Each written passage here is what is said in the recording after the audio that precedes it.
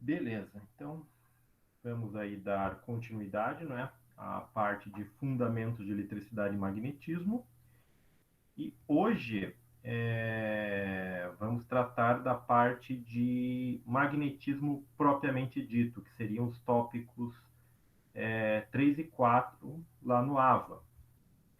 Então, quando a gente fala aí de campo magnético, a gente fala de magnetismo, que tem aí uma série de aplicações, não só na parte de engenharia, mas também na parte de medicina. Trouxeram uma série de exames de imagem que permitem diagnósticos mais completos, não é, de uma série de problemas de saúde. A gente pode pensar, geralmente, no magnetismo nesses caras inicialmente que aparecem aí embaixo. Então você tem aí diversos tipos de ímãs. Então, no caso aqui, o mais clássico é esse ímã de ferradura, não é? Onde é mais convencional você ter os polos nas extremidades, norte-sul, sul-norte, tanto faz. Esse cara aqui, que é um ímã à base de materiais ferrosos, então, geralmente você produz cilindros, discos, pastilhas, enfim, diversas formas. E aí você submete esse cara aqui a um processo de magnetização. Geralmente você usa isso aqui para alto-falantes, por exemplo, ou sistemas de filtragem de ruídos. O clássico ímã de barra aqui, não é, com polo norte e sul, utilizando aqui as limalhas de ferro para representar linhas do campo magnético. E aqui o tradicional ímã de neodímio, não é? Um avanço de materiais e na aplicação de magnetismo, não é? Porque graças a esses ímãs de neodímio, hoje, ou até um tempo atrás, conseguiu produzir HDs, digamos assim, com um custo menor, porque até então você usava ímãs à base de um outro material chamado samário. E aí isso deixava relativamente caro o tipo de processamento para HDs. Então, esses ímãs de neodímio aqui, você pode encontrar eles em diversos tamanhos, inclusive esse daqui tem um tamanho considerável. E o perigoso desses ímãs é que o campo magnético deles é muito intenso. Então, quando você aproxima dois desses caras aqui, tem que tomar muito cuidado para não ocorrer nenhum tipo de acidente, certo? Mas esses seriam, digamos assim, as principais, digamos assim, imagens que vêm à nossa mente quando a gente fala de magnetismo. Só que o magnetismo, assim como a eletricidade, os fenômenos elétricos, eles acontecem na natureza e, como eu mencionei na aula passada, eles não acontecem em separado. Muitas vezes, por uma questão didática, a gente estuda fenômenos elétricos e magnéticos em separado. E a gente consegue perceber muito mais no nosso dia a dia os fenômenos elétricos, dada a intensidade que eles têm. A intensidade dos fenômenos elétricos, puramente, é maior que os fenômenos magnéticos. Se a gente fosse comparar e a gente colocasse uma ordem de grandeza, por exemplo, um para os fenômenos elétricos corriqueiros, os fenômenos magnéticos corriqueiros teriam um equivalente da ordem de menos 10.000, ou seja, dividido por um fator de 10.000 da sua intensidade. Por isso que a gente não percebe, em muitos casos, os fenômenos magnéticos. E outro ponto aqui importante é que é a questão do campo magnético da Terra, não é? A questão das orientações por bússolas. Então, as bússolas, elas eram um instrumento utilizado inicialmente pelos chineses, em que você tinha lá um pedaço metálico ou alguma coisa que retinha campo magnético facilmente, e esse material, quando ele era suspenso por um fio ou num recipiente com água, ou seja, livre de qualquer reação mecânica externa, como força gravitacional, por exemplo, esse pedaço de metal ou qualquer coisa imantada, ele se orientava conforme o campo magnético da Terra. Claro, isso foi descoberto muito tempo depois. E a origem do campo magnético terrestre, hoje, em parte, ela se dá ao que? A uma gigantesca massa de metal derretido à base de ferro e níquel no interior do planeta. Então, o núcleo terrestre, que é essa, digamos, bola derretida de metal, girando em velocidades extremamente altas, é a responsável pela geração do campo magnético, ou pelo menos em parte pelo campo magnético terrestre. Você tem a contribuição de outras coisas, como o que, por exemplo, a magnetização remanente do solo, que é muito pequena, mas ainda assim existe. Há questões magnéticas, como partículas altamente carregadas que vêm do espaço, e hoje em dia a nossa tecnologia, que os princípios de comunicação através de ondas eletromagnéticas estão associados a campos magnéticos, certo? E o campo magnético, nós medimos ele em homenagem ao inventor Nikola Tesla, ele é medido em teslas no sistema internacional. No sistema CGS, ele é conhecido como Gauss. Para vocês terem uma ideia, a unidade de 1 Tesla representa um campo magnético muito, muito intenso. Um campo magnético da Terra, em média, é da ordem de 50 microtesla, algo como 10 na menos 6 Tesla. Uma coisa muito, muito pequena. Para vocês terem uma ideia, qualquer campo magnético desses ímãs de geladeira que vocês têm aí é da ordem, se eu não me engano, de militesla, ou seja, 1000 vezes maior que o campo magnético da Terra. Então, por isso que muitas vezes quem faz esses cursos de sobrevivência e se baseia em orientação por bússola, sabe que para usar uma bússola você não pode ter nada que interfira com ela. Então, se você tiver uma bússola, aproxime qualquer coisa metálica, não precisa ser nem imantada, qualquer coisa à base de ferro, à base de níquel, de uma bússola, vocês vão perceber que a agulha da bússola tende a se orientar com esse pedaço de metal, certo? Então, a orientação por bússolas é bastante influenciada por materiais que têm uma boa natureza magnética. Então, antes da gente entrar nessa parte aqui das partículas carregadas da força magnética, só a título de informação, deixa eu voltar aqui alguns slides. Na tabela periódica, existem 3 tipos de classificação para o magnetismo, que seriam o ferromagnetismo, o paramagnetismo e o diamagnetismo. O ferromagnético são todos aqueles elementos que vão responder muito bem a campos magnéticos externos. Na tabela periódica, nós temos, se eu não me engano, 3 elementos os mais usuais, que seriam o ferro, o cobalto e o níquel. Significa que se você pegar esses materiais puros e aplicar um campo magnético sobre eles, mesmo depois que você retire o campo magnético, eles vão apresentar uma assinatura magnética, um campo magnético induzido neles. Os paramagnéticos são aqueles materiais que vão ter um campo magnético intrínseco, ou seja, interior, enquanto o campo magnético externo se estiver atuando. Então, por exemplo, nessas fechaduras eletrônicas, a porta só fica fechada enquanto o eletroímã estiver acionado. E o eletroímã que é feito dessas portas, que tem lá geralmente naquela barra, é um material paramagnético. Por quê? Porque quando você desliga a corrente elétrica, o magnetismo daquele material tem que cessar para que você possa abrir a porta. Se fosse um material ferromagnético, ele ficaria ainda com um campo magnético intrínseco intenso o suficiente para que você não abrisse a porta. Então, esse é um exemplo da aplicação desses materiais. E o terceiro tipo, os diamagnéticos, são aqueles materiais que eles não magnetizam. Ou se você tentar magnetizar, eles vão criar um campo interno que é contrário ao campo externo. Então, por exemplo, o berílio é um exemplo desses materiais.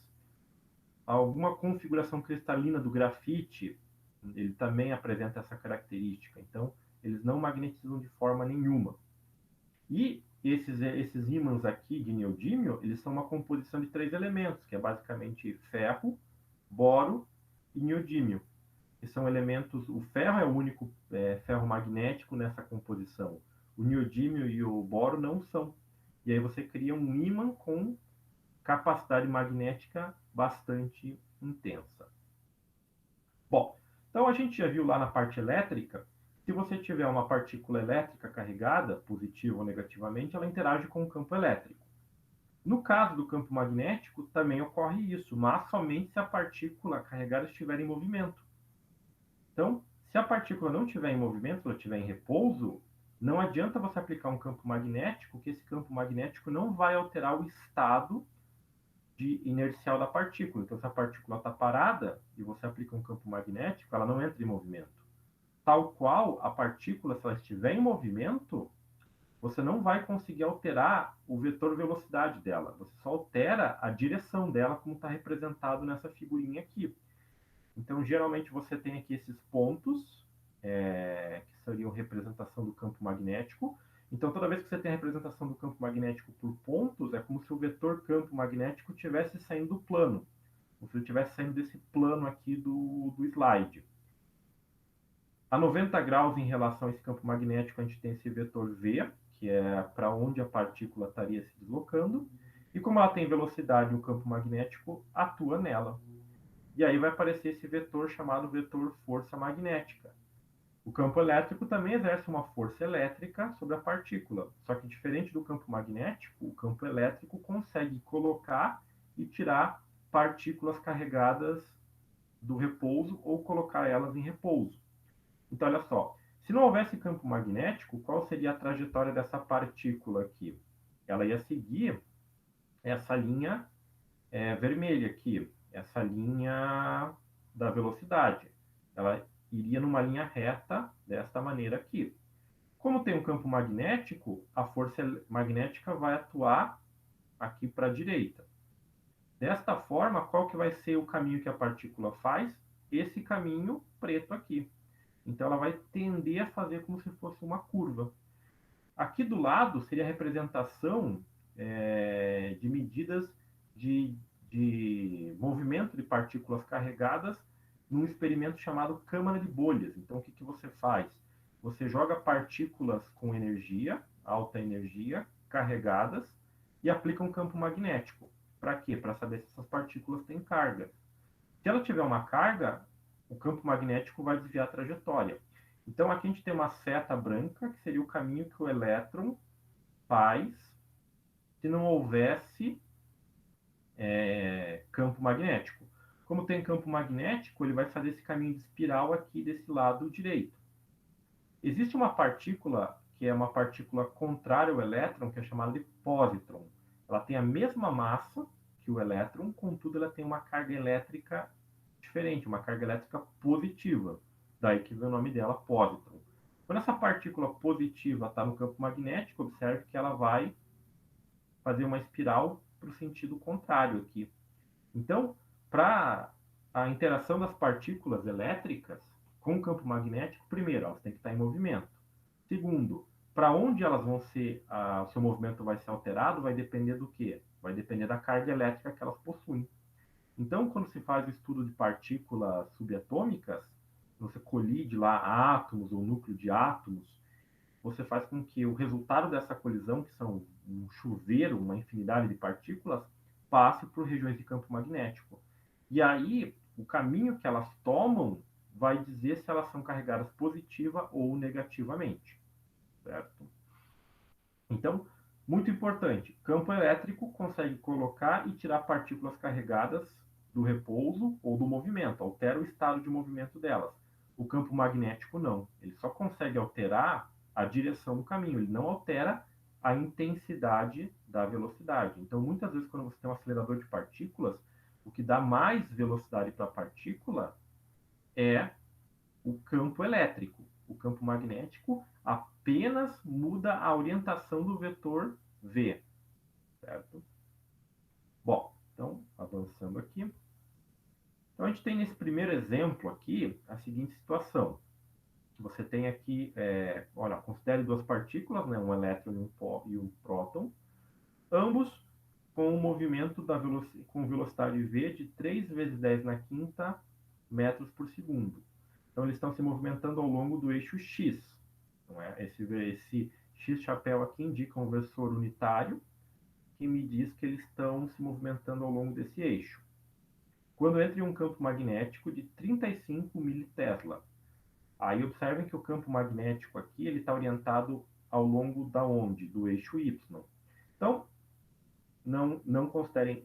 então, aqui estaria a velocidade ou para onde o elétron ou o próton estão se movimentando, nessa direção aqui. Em B é a orientação do campo magnético. E aí, quer saber para onde vai ser a força e a intensidade da força. Pois bem, a força, ela, toda vez que você tiver um campo magnético e uma partícula em movimento, esses vetores, eles vão dar origem ao vetor força magnética. O vetor força magnética, ele é sempre o quê? Perpendicular ao plano dos vetores velocidade e campo magnético, certo? Então, só deixa eu retornar aqui, ó. Não mencionei a equação antes, mas olha só, o vetor força magnético é o quê? É um produto vetorial, é uma espécie de produto entre dois vetores, que depende do quê? Da carga elétrica, o valor de Q, se é positivo ou negativo, a velocidade, produto vetorial com o campo B. Então, isso aqui seria um produto entre vetores. O valor numérico, ou só a intensidade da força, é dado por essa expressão aqui, que é o módulo da carga, o módulo do vetor V, o módulo do campo B ali, né? Seno do ângulo. Qual ângulo? O ângulo entre o vetor velocidade e o vetor campo magnético. Então, olha só, é o que eu tenho nessa situação aqui. Então, essa figura aqui à esquerda, esse diagrama aqui à esquerda, seria a representação para o próton, no caso aqui. Então, o próton está se movendo aqui no eixo horizontal, com velocidade para cá, e atravessa o campo magnético. Vai aparecer uma força que vai tender a movimentar ou alterar a velocidade para cima, como está representado aqui. Para calcular a intensidade do campo da força magnética, a gente usa essa expressão aqui. A força é igual ao QV vetor B, ou QV B seno do ângulo. O ângulo entre eles aqui é o quê? É um ângulo de 90 graus. Então aparece seno de 90. 35 militesla, né? 35 vezes 10 a menos 3, vezes a carga do próton, que é uma carga positiva, né, de coulombs aqui, 1,6 vezes 10 a menos coulomb, menos 19 coulombs, e a velocidade com que esse próton está se mexendo. Então, o resultado disso daqui vai ser o quê? Vai ser uma força, um vetor força, que vai atuar para cima, ou ao longo desse versor Z aqui. Então, vai ser de 1,68 vezes 10 a menos 15 newtons. Então, é um campo pequeno, então a força que vai atuar sobre a partícula é uma força pequena. Então, se eu quiser mudar a trajetória consideravelmente desse próton, eu teria que aplicar um campo magnético bem mais intenso, certo? E no caso do elétron, a representação do diagrama está aqui. A velocidade dele está para cá, a mesma velocidade, vetor velocidade do próton. O campo magnético é igual, só que observem aqui para onde está aparecendo a força. Para baixo. Então, isso está associado ao quê? A carga elétrica que eles contêm. O próton contém carga positiva, a força vai atuar para cima. Nesse caso, o elétron tem força elétrica, carga elétrica negativa, a força magnética vai atuar para baixo, certo? Inclusive, existem equipamentos que fazem separação de produtos químicos que usam esse tipo de princípio.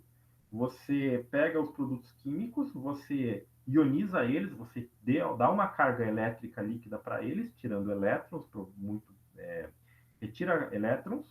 Esses elementos quimicamente carregados, eles vão fazer caminhos diferenciados dependendo da sua carga elétrica e da sua composição química. E aí o desvio que o campo magnético oferece a eles faz com que você possa classificá-los conforme a sua natureza. Certo? Então, a intensidade do vetor força magnética, no caso aqui, para o elétron, essa daqui, ó, menos 1,68 vezes 10 a menos 15.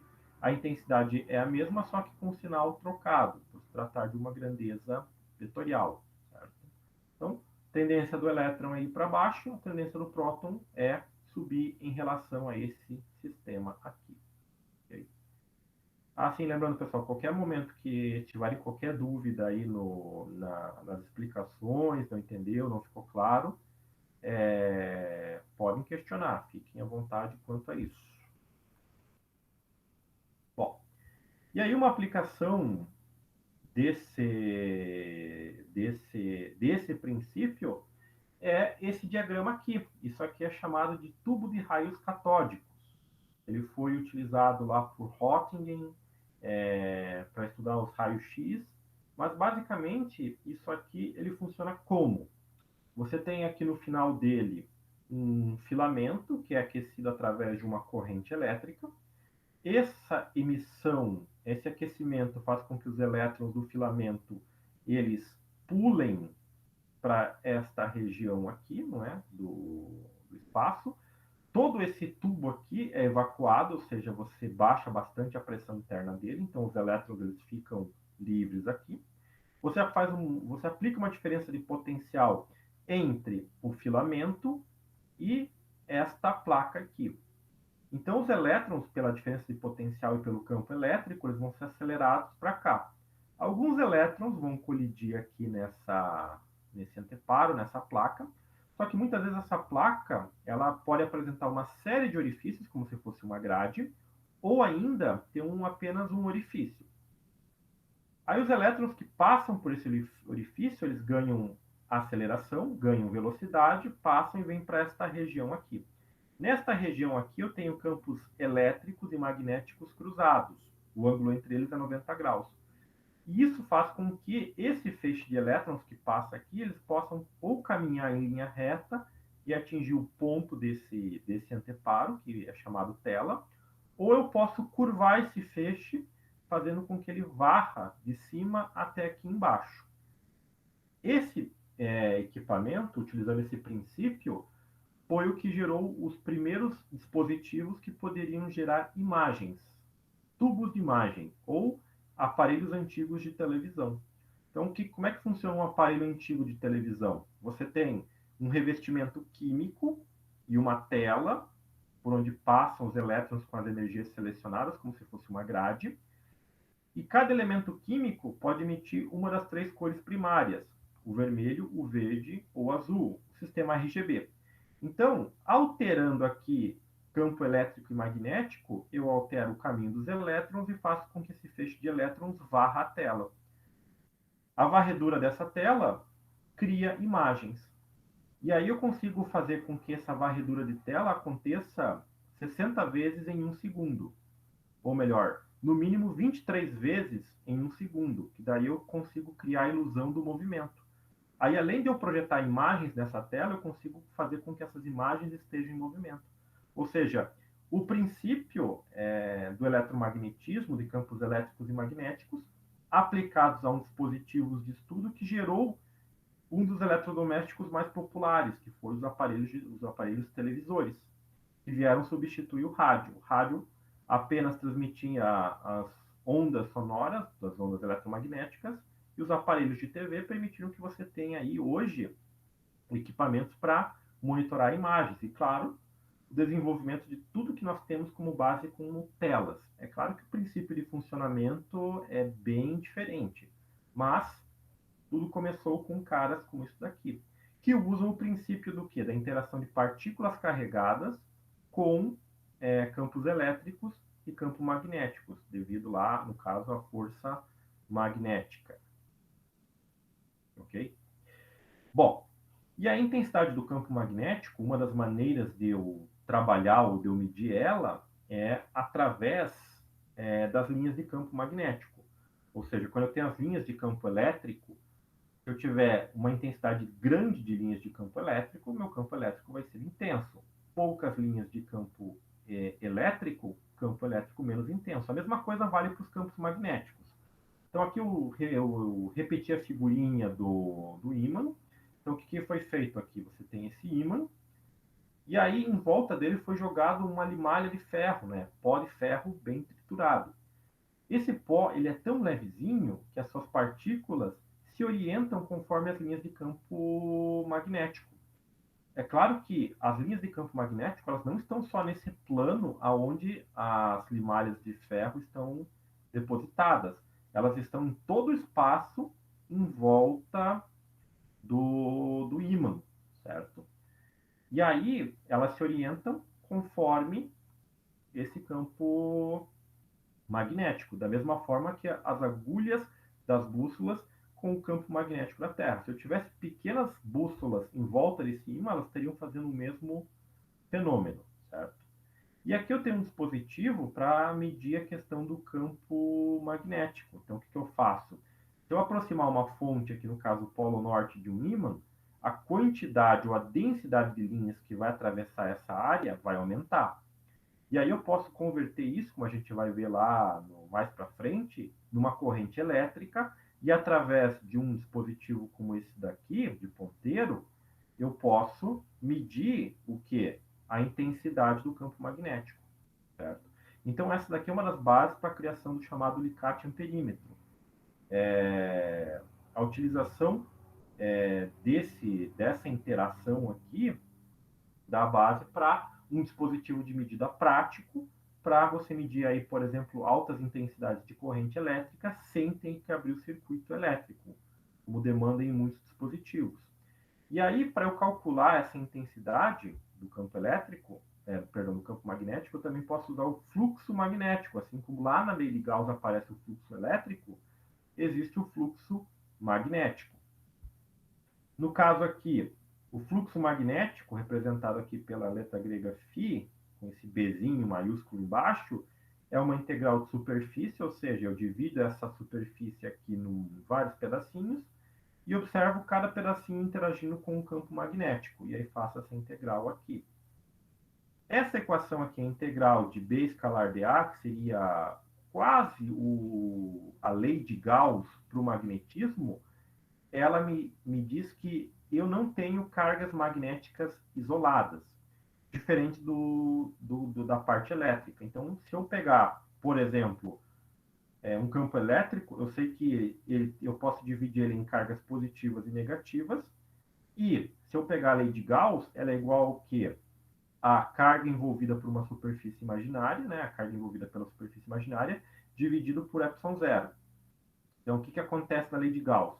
Na lei de Gauss, para a parte elétrica, eu posso ter um fluxo positivo, um fluxo negativo, um fluxo zero de linhas de campo elétrico.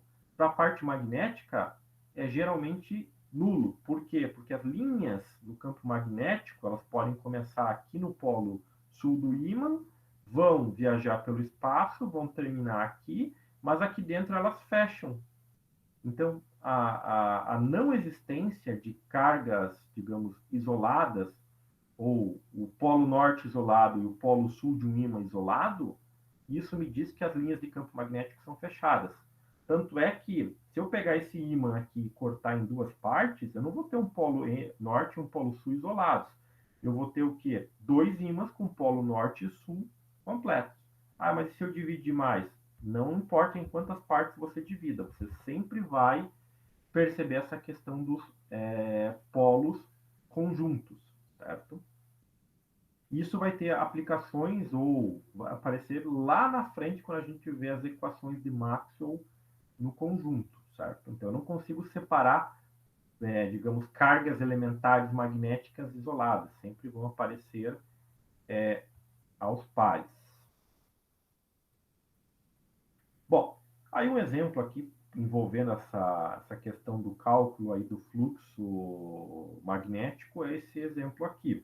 Então, se você tiver um plano, por exemplo, com uma área de 3 centímetros quadrados, e esse plano é atravessado por um campo magnético uniforme, ou seja, constante, e você sabendo que o fluxo que atravessa esse plano é de 0,9 miliwebers, a unidade para fluxo magnético é o Weber, esse WB, ele pede para a gente calcular o módulo entre o módulo do campo magnético que atravessa esse plano, certo? Sabendo que o ângulo entre eles, né, entre o campo magnético e o plano é de 60 graus. Então, a expressão que a gente utiliza é essa que está aqui atrás. Então, olha só, o fluxo magnético, ele vai depender do quê?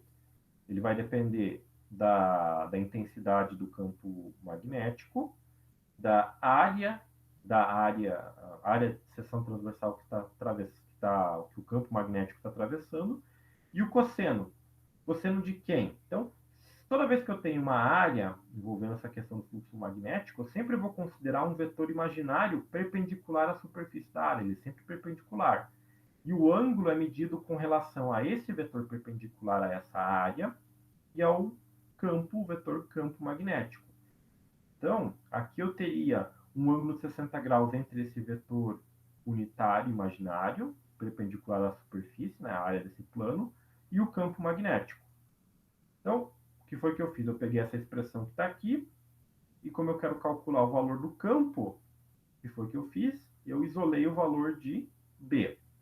Então, B vale esse fluxo magnético divididos pelo produto da área pelo cosseno do ângulo. O ângulo vale 60 graus, então o cosseno está aqui. A área, eu mudei ela de centímetros quadrados para metros quadrados, porque esse Weber aí está no sistema internacional, então tem que passar tudo para metro. E fiz lá 0,9 dividido, ou perdão, aqui está faltando 0,9 vezes 10 a menos 3, porque é mili. Então tem que fazer são 10 a menos 3 aqui. Aí vai ser 0,9 vezes 10 a menos 3 divididos por esse cara aqui. E aí isso vai dar um campo magnético de 6 Tesla. É um campo magnético bem intenso, digamos bem isso aqui. Por quê? O campo magnético da Terra é de 50 microtesla, ou seja, 50 vezes 10 a menos 6. Um campo magnético dessas máquinas de ressonância magnética que tem aí em hospitais e tomografias é da ordem de 3 a 4 teslas. Tanto é que, dependendo do exame, se a pessoa tiver um certo implante ou um certo volume de implante metálico no corpo, ela não pode fazer esses exames, porque a interação desse campo magnético dessas máquinas é um campo variante. E o campo magnético variante com qualquer peça metálica, ele provoca aquecimento. Tanto é que isso é utilizado em processos de fornos de indução. Se vocês já viram esses eletrodomésticos, os chamados cooktops, que você tem aí por indução, o que, que você tem? Você tem uma bobina que gera um campo magnético variável que vai aquecer o quê? O fundo da panela, certo?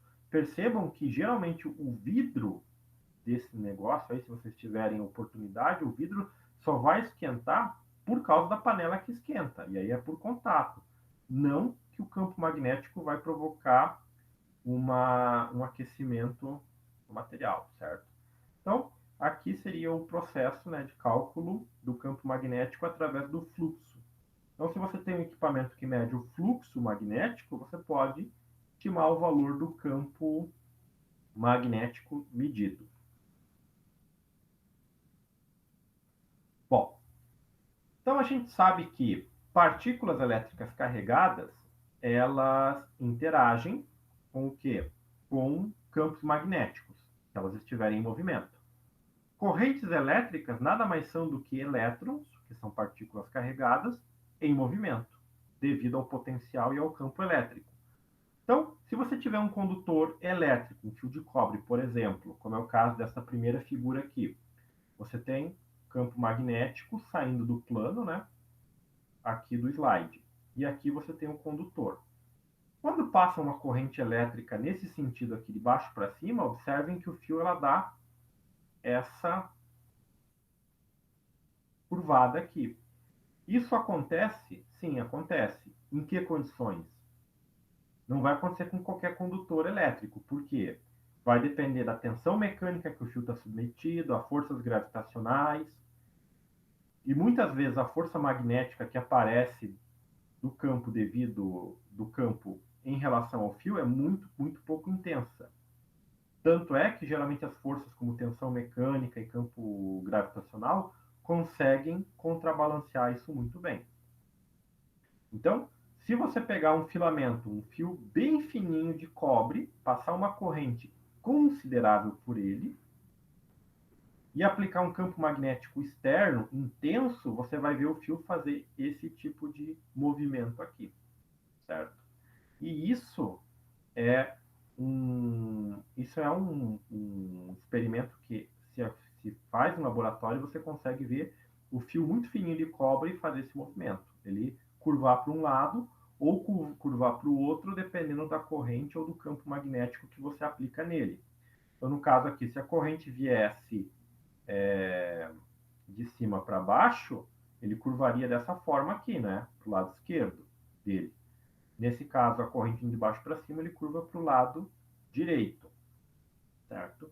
Então, muitas vezes, aqueles amplificadores e captadores que você tem nas guitarras eletrônicas, eles funcionam com um princípio assim. Você tem materiais ferromagnéticos que ficam oscilando lá entre pequenas bobinas que pegam a movimentação das cordas, transformam isso num sinal elétrico que passam lá para o amplificador. Então, assim que foi possível você criar a guitarra elétrica que não tem uma caixa acústica conforme o violão, ou qualquer instrumento desses que tem aquelas caixas acústicas para amplificar o som. E assim como eu tenho uma força, eu posso calcular a força que atua sobre um condutor, perdão, sobre uma carga elétrica, eu também tenho sobre um condutor, que também é representado por outro produto vetorial que está aqui.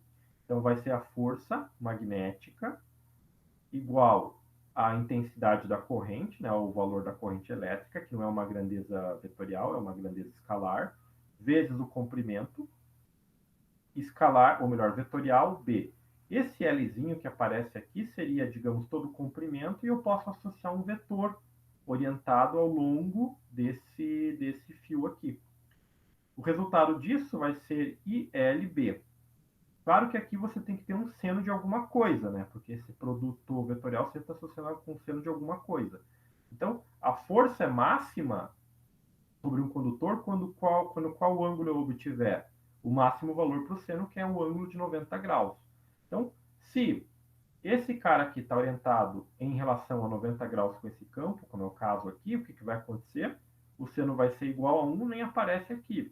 Aí a força vai ser um produto direto desses três caras aqui. Corrente, o comprimento do fio e o campo magnético.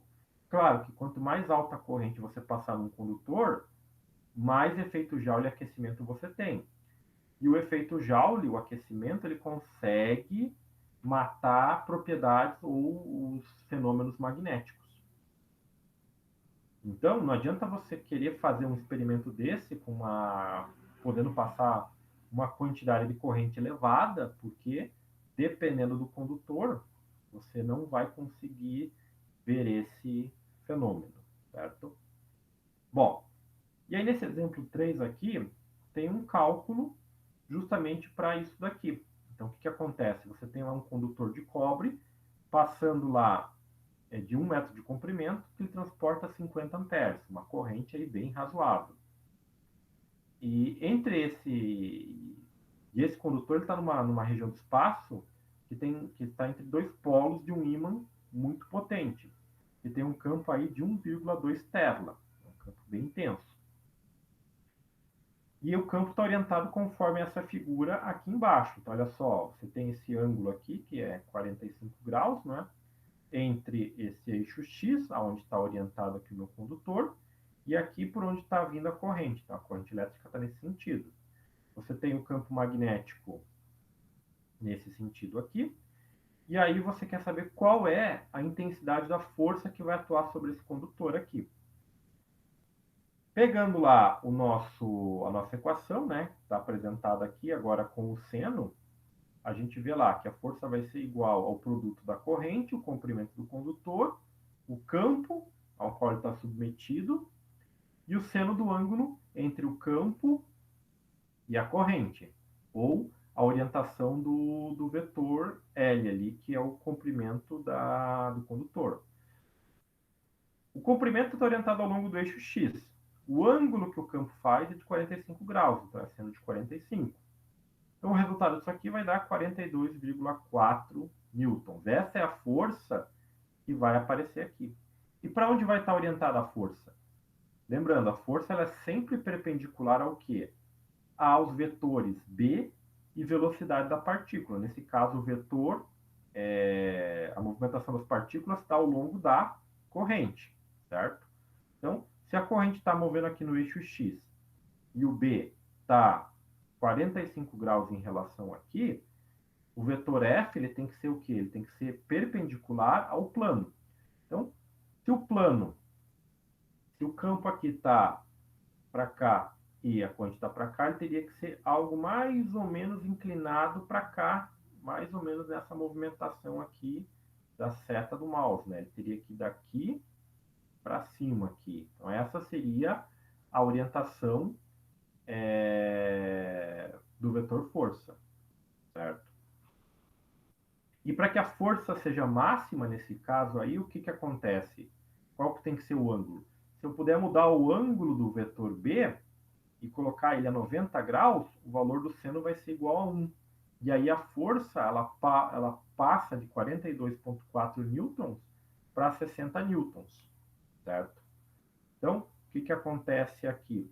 Se eu mudar a orientação do campo B, a força que vai atuar sobre o condutor vai ser 60 newtons. Claro, para que um condutor suporte aí uma carga, uma corrente de 60 amperes, o diâmetro do fio tem que ser considerável. E muitas vezes a tensão mecânica, o próprio peso do fio e a própria força-peso já são suficientes, dependendo do comprimento também, para contrabalancear uma força como essa, certo? Se não, seria possível ver cabos de alta tensão por aí movimentando-se devido a forças magnéticas, devido a campos externos ou das próprias linhas de transmissão. Bom, agora, se eu pegar um condutor e configurar ele na forma de uma espira, como é o caso dessa figurinha que eu tenho aí, o que acontece? Duas situações eu posso ter. Uma é passar uma corrente elétrica por essa espira, não é? Por esse quadrado aqui do meu condutor, e dependendo da orientação da corrente elétrica, o campo magnético associado a ela, essa corrente, e mais o campo externo, vão criar pares de forças, como essas que estão aqui. Então, o que vai acontecer com esse cara aqui? Esses pares de forças criam o que a gente chama de torque, que é tentar fazer com que as coisas girem. Então, esse torque que vai aparecer aqui vai fazer com que esse cara gire para uma posição em que o torque, ou melhor, a força, esse par de forças sumam. Que é o que acontece quando você tem as espiras dentro de um motor elétrico. Só que aí você tem mais coisas envolvidas. O que, por exemplo? Se for um motor de corrente contínua, essa espira ela vai fazer o quê? Ela vai rodar de um ângulo e vai ficar de maneira tal que as forças externas vão sumir. Só que você vai ter a inércia do movimento. E por causa da inércia do movimento, você vai sair de uma posição dessa daqui de equilíbrio para uma posição de equilíbrio instável que volta para essa posição de equilíbrio e assim sucessivamente você vai criar a rotação. Assim que funciona um motor de corrente contínua. Você passa uma corrente no sentido de forma que cria um par de forças que vão criar um torque. Então, o torque é calculado da seguinte forma para qualquer espira. Ele vai depender da corrente, não é? Desse I, vezes o campo externo, que é promovido por um ímã permanente, a área de seção reta, não é? Essa área aqui do plano da espira, e o seno do ângulo entre o vetor normal, que sempre aponta aqui para cima, com o campo magnético, certo? Em alguns casos, vai aparecer um N nessa expressão, que depende do quê? Do número de espiras.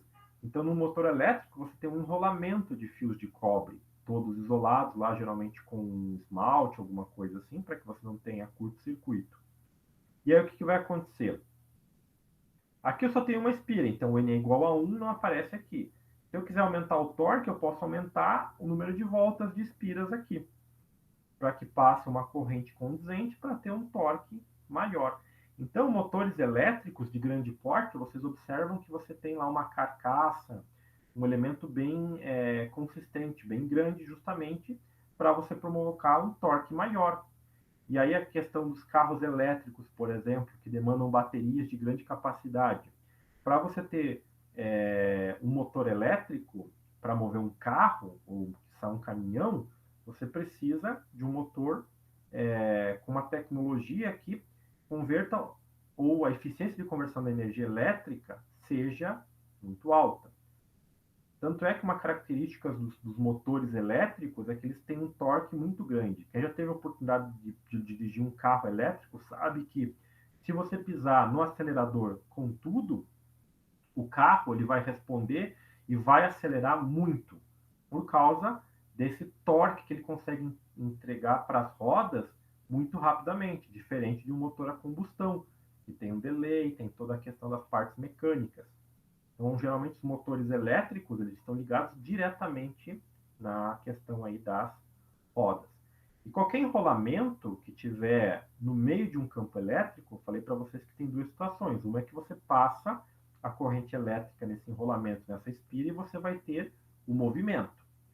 Outra coisa que a gente vai ver lá no próximo tópico, no nosso próximo encontro, vai ser a questão dos geradores, que você tem apenas um enrolamento das espiras e você faz isso girar no campo magnético. E aí você gira a diferença de potencial alternado, corrente alternada. Então, assim que funcionam os geradores, certo? E essa questão aqui da variação desta área em relação ao campo, às linhas de campo magnético, estão associadas à variação do fluxo magnético que a gente viu ali atrás. Bom, mas de modo geral, qual que é a origem dos campos magnéticos? Da onde vêm os campos magnéticos? De tudo, sejam dos ímãs permanentes, sejam das correntes elétricas. Basicamente, qualquer carga elétrica em movimento está associada a um campo magnético, está associada à criação de um campo magnético. Então, se eu considerar essa situação uma partícula carregada com uma carga Q positiva, que tenha essa movimentação, ou seja, ela segue esse vetor velocidade para cá, eu posso avaliar qual é o campo magnético criado pela movimentação desse cara aqui, nesse ponto, nessa base desse vetor vermelho aqui, que é o meu vetor magnético, meu campo magnético. Como é que eu faço isso? Isso aqui, antes de ser... Isso aqui foi matematizado depois. Isso aqui primeiro foi feito os experimentos e aí criado uma matemática em cima disso. Então, qual que é a situação aqui? Se eu tiver uma carga elétrica nessa configuração aqui, uma carga aqui positiva, com velocidade para cá, e eu considerar um vetor posição R orientado desta forma aqui, entre essa linha que une a carga a esse ponto, eu posso montar um plano. E perpendicular a esse plano, eu sempre vou ter um campo magnético, sempre, bastando essa carga estar em movimento. Então é por isso que cargas em movimento interagem com campos magnéticos externos. No caso dos ímãs permanentes, o que, que você tem?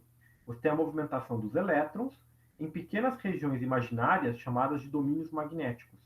Todos os materiais metálicos em geral, bom, fazendo uma ampliação, todos os materiais em geral têm domínios magnéticos. A diferença é que os materiais que têm uma resposta magnética mais intensa, como são aqueles ímãs que eu mostrei para vocês lá no início, é que esses domínios magnéticos se orientam. Então, cada domínio magnético contribui com um pequeno campo magnético. Se você tiver muitos domínios magnéticos que estão orientados aleatoriamente, o campo magnético resultante vai ser nulo. Certo? É a mesma coisa que você tiver várias forças atuando sobre um bloco que você quer tentar puxar. É mais eficiente quando todas as forças apontam na mesma direção, no mesmo sentido. No caso do campo magnético, de materiais que têm um campo magnético mais intenso, é porque você está fazendo com que os domínios magnéticos se alinhem e aí você tenha um campo magnético resultante. Quando você tem a movimentação de cargas elétricas, correntes elétricas, isso também é verdade. Se você tiver lá uma intensidade de corrente relativamente grande e um material que responda ao magnetismo, as respostas magnéticas vão se somar para dar um campo mais intenso, certo? Então, o que, que acontece? Para que você possa calcular o campo magnético, teoricamente, em qualquer ponto do espaço, tem essa expressão aqui. que é B igual a μ0 sobre 4π. O μ0 é a chamada permissividade, ou melhor, permeabilidade magnética dos meios materiais e do vácuo. No caso do vácuo, sem meio material nenhum, é esse μ0 que aparece aqui, e é um valor fixo. Para os materiais, esse valor vai mudar.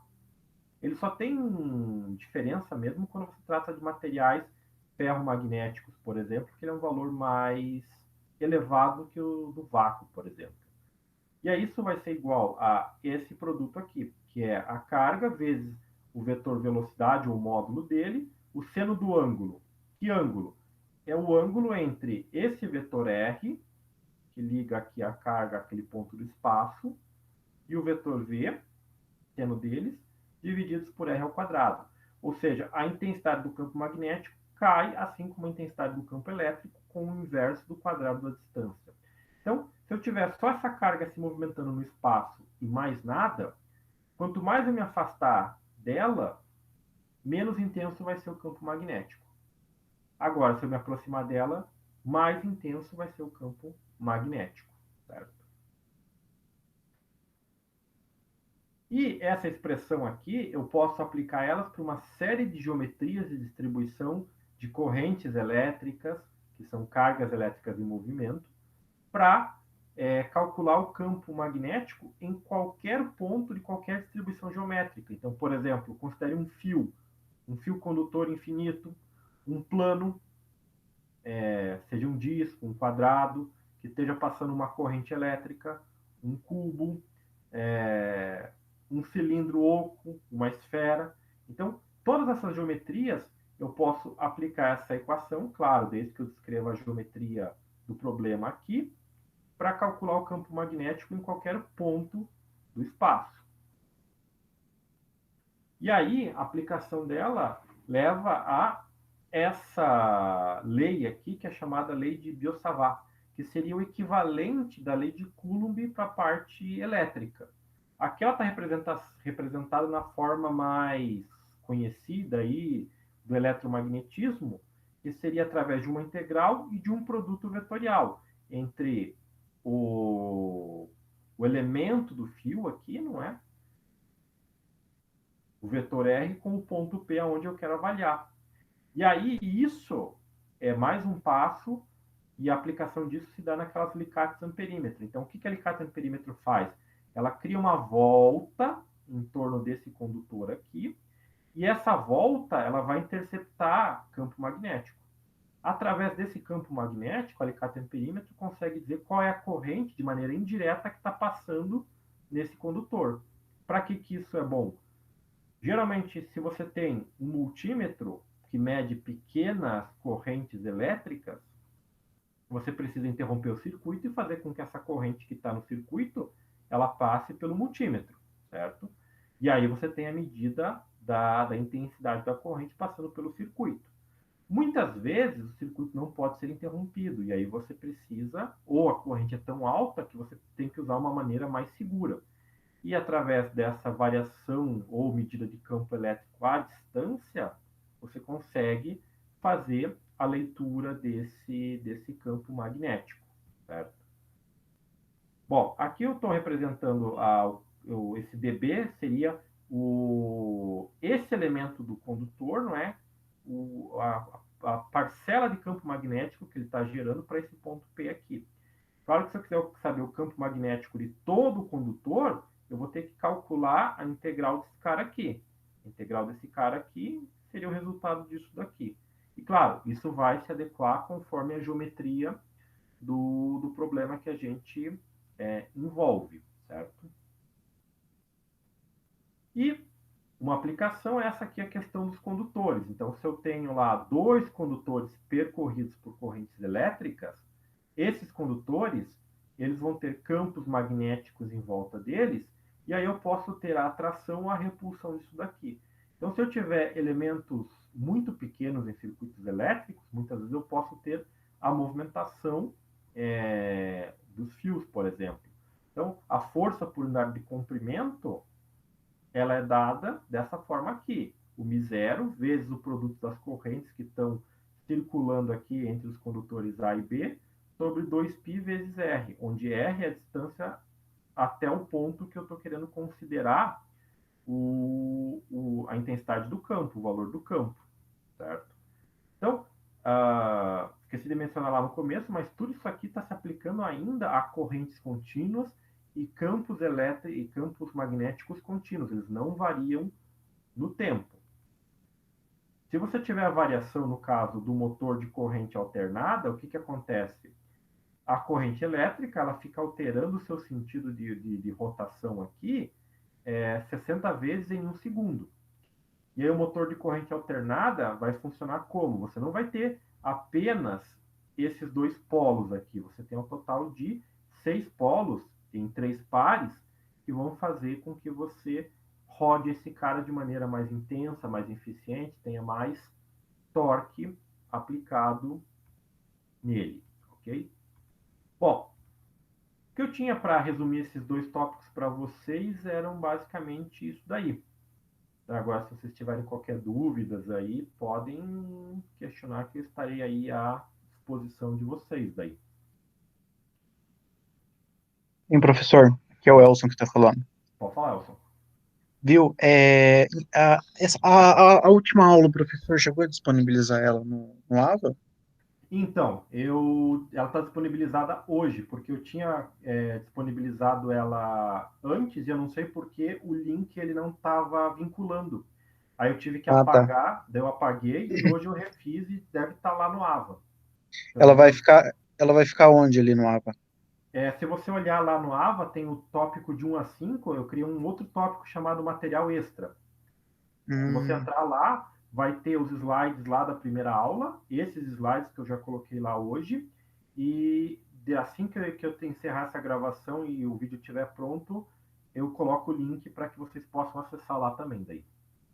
bacana. E uma outra coisa que eu acho que eu e os colegas a gente queria era uma lista de exercícios para ajudar a gente a, a vincular as fórmulas, né, ao exercício. Ah, Ó, entendi. eu vi que o professor passou dois exercícios aí, ajuda bastante assim, no entendimento. Não Tá. sei se o professor tem algum material assim para disponibilizar para a gente. Eu comecei a mexer com isso, mas aí como tive uma outra série de coisas aí que eu tive que dar atenção, Uhum, eu não consegui concluir. Mas claro. Uhum. eu vou preparar alguns exercícios que eu tenho e vou deixar disponibilizado lá para vocês, inclusive alguns resolvidos para que vocês vejam como exemplo da resolução. Isso ajuda bastante. Ah, sim, com certeza. Outra coisa que eu queria ver, eu não sei se os colegas aí também consideram isso, mas Hum. a questão o professor comentou de mais uma aula, certo? Isso, que daí pelo cronograma a gente tem mais uma aula que seria a aula do tópico 5 daí. Então, porque eu queria ver com os colegas aí também se seria interessante a aula fosse gravada e disponibilizada até quinta-feira da prova, porque a gente tem perdido bastante tempo no processo de enviar a prova, de escanear, Entendi. de enviar, então isso daí às vezes leva meia hora, 40 minutos. Então, eu tenho receio de da gente perder bastante tempo na aula, mais o tempo de postar isso. Entendi, entendi. E o Charles aqui até questionou a questão das avaliações, como é que funciona. Então, isso é uma coisa que eu estava pensando, porque eu já fiz a avaliação, o que seria pensado, né? Muitos professores, eles pegam, elaboram alguns problemas que vocês tenham que resolver durante o dia lá marcado da prova. A minha proposição seria algo diferente. O que seria? E claro, o tempo que vocês teriam para resolver isso seria maior. Eu propor um tema, no caso, um tema que eu já propus lá em outras aulas é a aplicação, ou vocês fazerem um levantamento de tecnologias e aplicações envolvendo esses conceitos que vocês têm aqui na disciplina. Então, aonde tem uma tecnologia nova sendo empregada, empregando os conceitos de letrização por estática, dessa parte magnética, e aí vocês fariam, por exemplo, desenvolveriam um pequeno texto, não muito longo, exemplificando aonde ele está sendo, essas tecnologias estão sendo desenvolvidas, não é? Pode ser pesquisa em universidade, coisas assim, relacionando com os conceitos que a gente está vendo aqui, desses conceitos que estão no AVA, sem necessariamente ter que ficar resolvendo problemas matemáticos, que isso você já tem que fazer lá para os questionários. Daí minha ideia era propor uma espécie, não uma prova, mas uma prova-trabalho, e aí eu veria com a coordenação para que vocês pudessem me enviar isso via AVA, só que vocês teriam um prazo maior, uns 4, 5 dias para fazer isso daí. Aí eu queria propor isso para vocês, claro, não que necessariamente tenha que ser assim, é uma ideia que eu estou trazendo para vocês, vocês podem discutir isso aí entre vocês, não é? E daí até a próxima semana, um pouco mais, vocês dizem se aceitam isso ou não, certo? É uma proposta que eu estou colocando aqui para vocês, né? E aí, claro, tem mais pessoas matriculadas que não estão aqui presentes, né? E aí eles vão ver essa gravação depois, aí eu quero que vocês discutam, vejam o que vocês acham daí. Porque, assim, eu vejo que você já tem que trabalhar com os cálculos lá para os questionários, para os exemplos. E daí isso também agrega, porque vocês podem discutir sobre temas mais atuais envolvendo esses conceitos. Aproxima mais os conceitos que vocês veem no AVA com esses conceitos com que vocês vão aplicar na vida profissional de vocês. Então essa era uma ideia que eu tive. Então conversem, vejam o que vocês acham aí e depois podem me dar um retorno, seja chat, e-mail, enfim, daí fica a critério de vocês daí. Claro que eu vou conversar com a coordenação para que, né, eles autorizem esse tempo maior para vocês enviarem a prova, daí, no caso. Eu achei interessante a ideia. Beleza? Então, daí, vocês fiquem à vontade para discutir isso daí. E até quando a gente fica sabendo se é possível essa entrega em forma de trabalho? Então, eu só preciso comunicar, porque assim, eles dizem que nós temos uma certa autonomia. Aí eu só tenho que confirmar lá com o calendário quais são os prazos de até quando eu tenho que postar as notas de vocês. E aí, por exemplo, se eu não me engano, o nosso próximo encontro que seria marcado a data da prova. Daí, eu acho que eu deixaria vocês com o AVA aberto da sexta-feira, eu tenho que confirmar a data, mas da sexta-feira até terça ou quarta da semana seguinte. Vocês teriam para elaborar e me entregar esse material daí. Claro que Legal. vocês já saberiam que seria desta forma, não é? Eu já poderia até disponibilizar para vocês os temas e aí vocês já poderiam ir trabalhando na pesquisa e no desenvolvimento do material. E aí só formaliza com as datas depois lá no AVA daí. Bacana. A gente tem um grupo no WhatsApp com o pessoal da matéria. Eu vou Uhum. jogar lá no grupo, então, essa Tá, ideia. beleza. Beleza. Aí qualquer dúvida que vocês tiverem quanto a isso, vocês podem me mandar mensagem, chat, e-mail, que eu respondo a vocês daí. Qual o e-mail do professor? É aquele e-mail que está lá no AVA, é o Ah, tá. fabiano.tomasi da Unifaciar daí. Perfeito. Beleza? Beleza, professor. Isso aí, moçada. Se tiverem qualquer dúvida mais, estou à disposição de vocês. Joia.